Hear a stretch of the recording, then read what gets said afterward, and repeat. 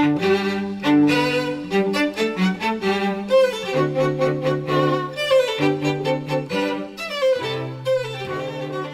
we're here at the History Weekend in Malmesbury. I'm Rob Attar, I'm editor of BBC History magazine, and I'm here with an esteemed historian, Marc Morris. And Marc, you're talking here today about the Norman Conquest. And why is Malmesbury such an apposite venue for that subject? It's a good place because it's got Malmesbury Abbey, and Malmesbury Abbey was the place where William of Malmesbury, one of the greatest of all English historians, and I was going to say medieval historians there, but one of the greatest English historians of all time, lived and wrote. He wrote the deeds of the English kings, deeds of the English bishops, amongst other works. He sort of wrote in the 1120s, 1130s, so a couple of generations after 1066, but with an intimate knowledge of what had happened in the 11th century. And his take on the Norman Conquest is fascinating because he himself was half English, half Norman. So he has sort of mixed views on the Norman takeover. So it's a fantastic place to be speaking in Malmesbury Abbey, as I'm going to be in an hour's time, about the Norman Conquest. There is no better place. And will you be bringing in any of this William of Malmesbury idea and discussion into your talk today? No, I'll mention it at the top. No, you're going to get the sort of the conquest. Of course, is very important to Malmesbury, but it's also the most important event in English history. So I'm going to be sort of looking at the impact of the conquest on the whole country. And there's a good example with Malmesbury Abbey of the cultural insensitivity of the Normans, Norman churchmen to English churchmen after the conquest.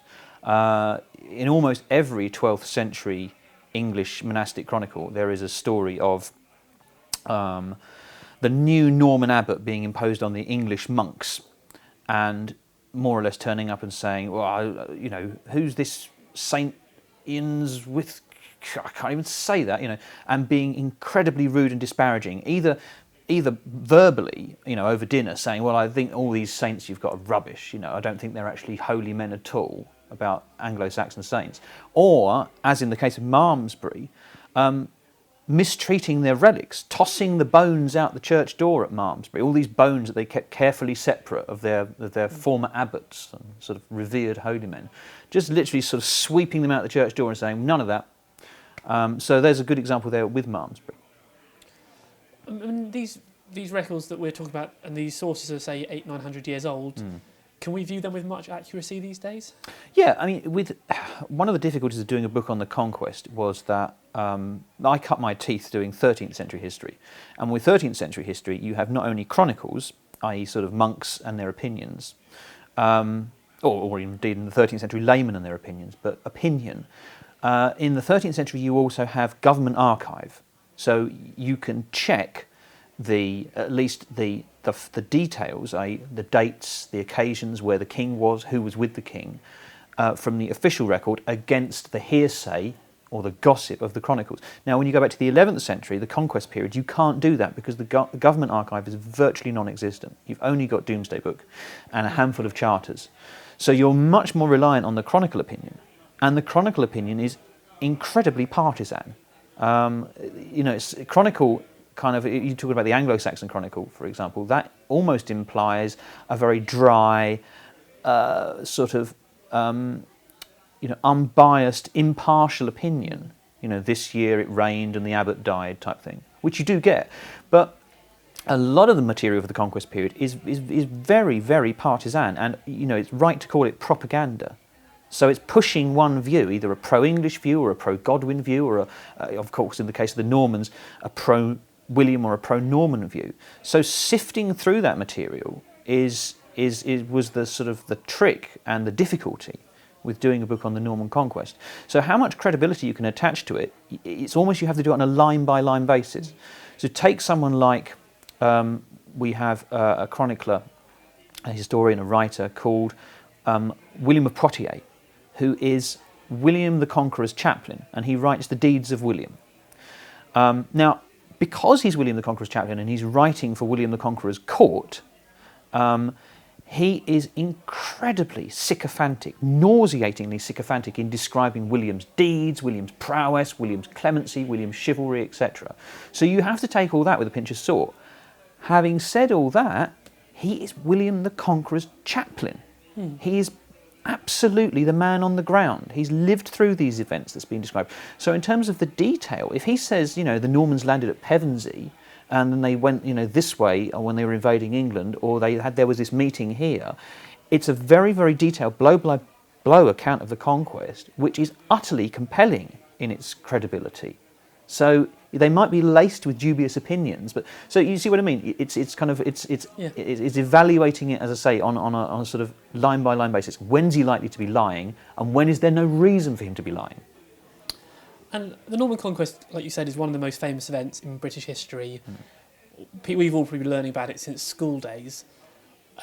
What do you feel you can add new to this story? I thought there was, an awful lot, because as you say, we all do it at school, but we all do it at school when we're 11 or 12. And so what we're familiar with is the biotapestry imagery, the notion that there was a big bust up at Hastings in 1066, that someone got an arrow in the eye, or did they? And so, you know, we tend to view it through this kind of this childish prism. And there is a reason that 1066 is the most famous date in English history, and that's because it's the time in English history where you get the most radical change. I mean, people, probably 17th century historians will disagree with me and cite the English Civil War, but I think greater rate of change in 1066 than any other period. Castles introduced, you know, hundreds and hundreds of castles built within a few years of the conquest. Every English church, every great church certainly, every cathedral, every great abbey, like here in Malmesbury, ripped down and rebuilt in a brand new style within 2 generations of 1066. Language change, you know, the entire aristocracy wiped out. And I'm not just talking about the people at the very, very, very top. I'm talking about the aristocracy. If you look in Doomsday Book, we're talking 10,000 people, you know, who used to run the country, swept away or displaced or depressed, and replaced with a new nobility who have different ideas in their heads, who speak a different language. You know, all of this makes for huge, sweeping change of a kind you just don't get at any other point. So that, you know, you might get that perhaps from your school books nowadays, but there were things as well that I knew about through my university studies, stuff that was scholarship that's only been done in recent decades, about changes in attitude as well, which certainly weren't there when I did it at school. The abolition of slavery. I mean, Anglo-Saxon England, not something that the Victorians used to shout about. Anglo-Saxon England was a slave-owning and a slave-trading society, where maybe a quarter of the population were kept as human chattels. You know, they could be branded, killed by their masters, and there was nothing they could do about it. They were just things. Now, the Normans, you know, treat people appallingly in war. They're viewed by the English at the time as a sort of scourge of God, but they don't do slavery. They do away with slavery after the conquest. So there was all these kind of interesting things going on socially after the conquest that aren't generally unpacked in sort of your short Henry's histories about 1066 and the Battle of Hastings. And these changes in attitudes have huge knock-on effects once once England absorbs them in the conquest period, because then the English, or the Anglo-Normans if you like, start looking at their Celtic neighbours in the 12th century and the 13th century and thinking, well, these guys, they do war as slave hunt. These guys have a different set of attitudes towards political killing. They, you know, we now ransom people, we take hostages, they keep killing us. So they start to look at the Celts and think, these people are savages, they're barbarians. They start to stigmatise them in that way, which of course informs the English imperial approach to the rest of the British Isles throughout the rest of the Middle Ages and beyond. So again, huge change there introduced by the conquest.